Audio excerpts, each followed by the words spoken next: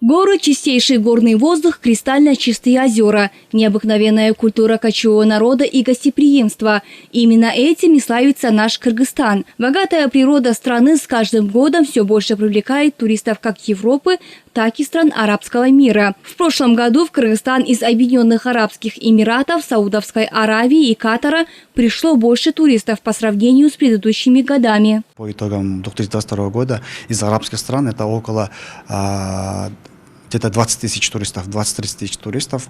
Из них первая тройка это, скажем, Арабские Объединенные Эмираты, более 4,5 тысячи, да?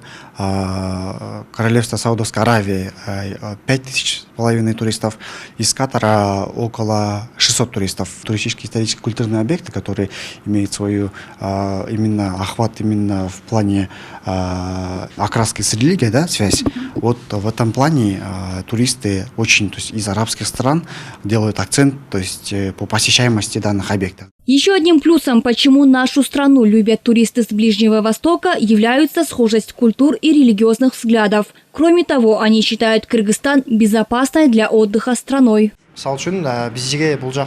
Туристам из арабских стран очень нравится то, что наш гостеприимный народ придерживается религии ислам. Они уважают нашу культуру и обычаи. В основном они предпочитают отдыхать в горах, предпочитают жизнь кочевого народа и увлекаются охотой.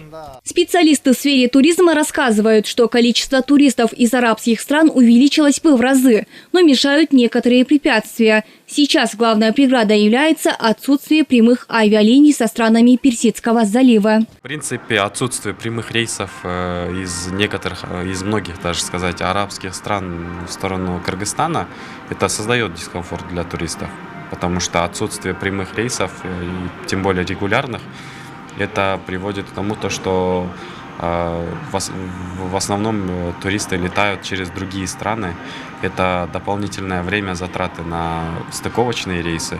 Плюс еще, наверное, кто летал, поймет, что именно сдача багажа, это же очень муторное дело.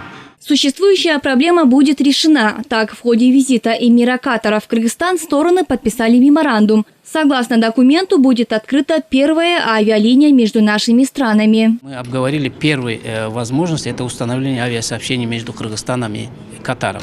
Они сейчас обещали в ближайшее время рассмотреть направление для развития народной дипломатии, где люди могли бы общаться между собой. Для этого мы предложили тоже рассмотреть облегчение визового режима между нашими странами. Поэтому я думаю, что визит проходит на высоком уровне. Полноценные межгосударственные отношения Кыргызстана со странами арабского мира начались с 90-х годов. За это время укрепилось сотрудничество практически во всех приоритетных сферах. Ахмер Нурдинова, Джахшилых Исаков, ЛТР Бишкек.